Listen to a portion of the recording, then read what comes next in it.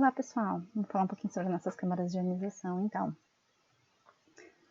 As câmaras de ionização, elas estão operando naquela região de saturação de íons, aquela região 2 que a gente viu no vídeo anterior sobre a introdução sobre metrologia das radiações. Para cada par de íon que vai ser gerado no interior desse volume sensível do detetor, um sinal vai ser coletado. Apesar de eu coletar um sinal para cada íon que a radiação ionizante está gerando no volume sensível, eu tenho uma corrente muito baixa e ela normalmente é na ordem de 10 na menos 12 amperes. E com isso eu vou precisar de amplificadores para eu poder processar o sinal, para eu poder ter um sinal, uma leitura de sinal conveniente. As câmeras de ionização, elas trabalham normalmente no modo corrente e, se convenientemente construídas, né? Quer dizer, se elas tiverem como volume ativo o ar como elemento gasoso, elas podem medir diretamente a exposição.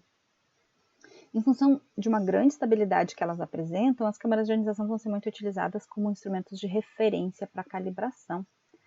E alguns tipos especiais de câmeras de ionização, a gente pode ter aqui a câmara de ar livre,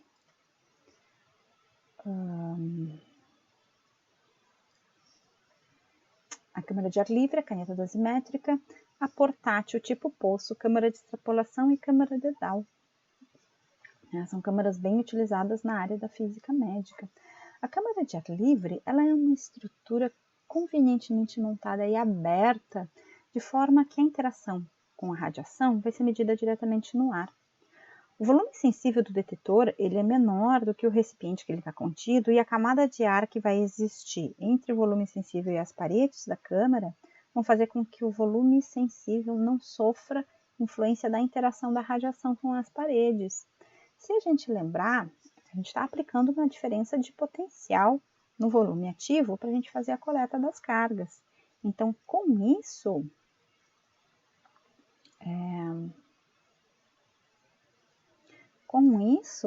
eu tenho um campo elétrico sendo gerado aqui. Como no campo elétrico eu tenho esse efeito de bordas, que não é desejável para eu fazer uma coleta fidedigna da leitura do que está acontecendo dentro desse meu volume ativo, eu vou ter esses eletrodos de guarda e eu tenho isolantes para eliminar esse efeito de bordas aqui do meu campo. E com isso eu consigo coletar, então, todas as cargas geradas freadas nesse volume, que é o que me dá justamente a relação da grandeza-exposição. Outra câmara de ionização que é bem utilizada é a caneta dosimétrica. Acho que ela já foi mais utilizada no passado. Ela era muito utilizada em monitoração pessoal, mas existe um carregador que a gente vai conseguir zerar essa caneta dosimétrica, né? Quer dizer, então, com esse carregadorzinho que vem junto com as canetas quando a gente compra, a gente vai poder mexer e colocar o valor que a gente quiser aqui, né? Como, por exemplo, o 0. Então, ela não serve como um registro oficial. O dosímetro para monitoração pessoal de registro oficial pela Comissão Nacional de Energia Nuclear tem que ser um laboratório credenciado pela Comissão Nacional de Energia Nuclear. Mas ela serve, por exemplo, para algumas medições, ou quando a gente vai visitar algum estabelecimento e tu quer saber se a pessoa vai receber alguma dose ou não, por ela entrar numa área restrita. Lembrando que a gente tem áreas livres, que são áreas de circulação de qualquer pessoa sem problema nenhum, sem riscos de exposições às radiações ionizantes, e a gente vai ter áreas restritas, exclusivas para funcionários ou pacientes, né? Eventualmente a gente pode ter um indivíduo do público, por isso que existe a caneta dosimétrica, porque se ele for um acompanhante de um paciente e ele correr um risco de exposição, a gente precisa saber se ele sofreu uma exposição desnecessária ou não. Então a caneta dosimétrica, ela é uma câmara de ionização, onde a gente tem aqui no interior dela um fio de quartzo,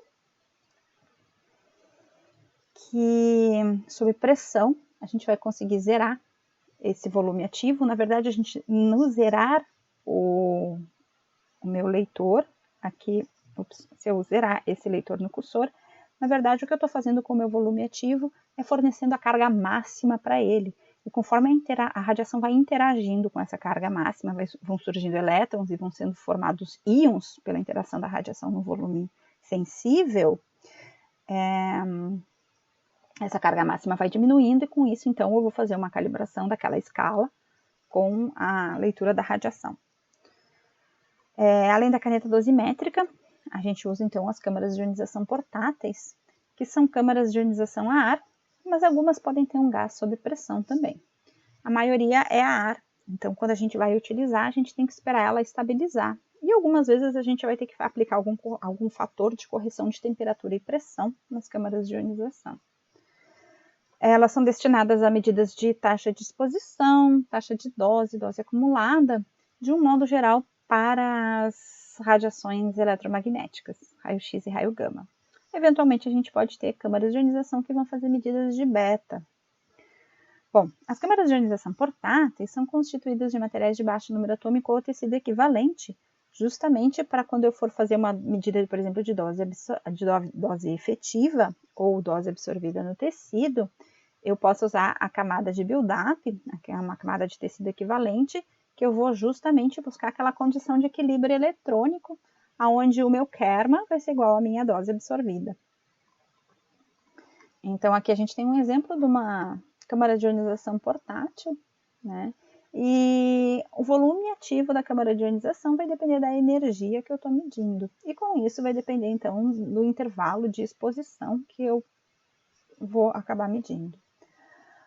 Outra câmara de ionização que já é muito utilizada é a tipo poço, que a gente vai estar utilizando, então, em medicina nuclear para determinação de atividade de radionuclídeos, que seria esta imagem aqui, onde eu tenho, então, esse esquema de câmara de ionização. Na verdade, eu coloco a fonte de radiação aqui, e como eu consigo ler quase que isotropicamente o volume de emanação dessas radiações, porque as radiações elas não são emitidas numa única direção, né? Elas são emitidas num volume. E aí eu consigo fazer uma medida isotrópica da emissão desse volume quando eu coloco a fonte nessa câmara de ionização tipo poço ou câmara de ionização de geometria 4π. Então, quando eu consigo isso daqui, eu tenho uma fidedignidade de leitura muito maior. Antigamente, essas medidores de atividade, eles utilizavam as câmaras, a região de Geiger-Müller, mas o erro de leitura ele era muito grande, chegava a dar um erro de 50% na leitura da atividade. Então, hoje, a maioria desses medidores de atividade eles já são construídos com câmara de ionização. Outra câmara de ionização é essa de extrapolação. Na verdade, a câmara de ionização ela é equipada com um micrômetro que vai permitir variar a distância entre os eletrodos. E ela vai, então, eu vou poder alterar a profundidade de leitura na câmara em função desse ajuste de distância entre os eletrodos. Isso vai ser, essa câmara de extrapolação, ela é bem utilizada em laboratórios de calibração, justamente para se calibrar fontes emissoras de radiação beta, utilizando essa técnica da extrapolação. Outra câmara de ionização muito utilizada é a câmara tipo Dedal, que é uma câmara cilíndrica, utilizada muito em radioterapia, mas ela também pode ser utilizada para medida do feixe direto em radiodiagnóstico. A gente vai fazer medições de dose absorvida, daquela dose absorvida que vai ser aplicada em pacientes, né? E ela é constituída com um volume pequeno de ar, ou até de gás, né? Dentro de um cilindro com paredes finas e ponta arredondada, feito de material de tecido equivalente, com eletrodo central, material equivalente justamente para a gente poder ter aquela condição de equilíbrio eletrônico. O regime de operação, então, vai ser justamente em função desse equilíbrio eletrônico, e a corrente captada dessas medições ela é muito baixa, então eu preciso de um eletrômetro de alta qualidade e de uma boa estabilidade para poder fazer o registro dessas medições. Então aqui a gente tem uma imagem de uma câmara Dedal, né? A ideia do eletrômetro aqui, para a gente ver como a câmara ela é realmente pequenininha.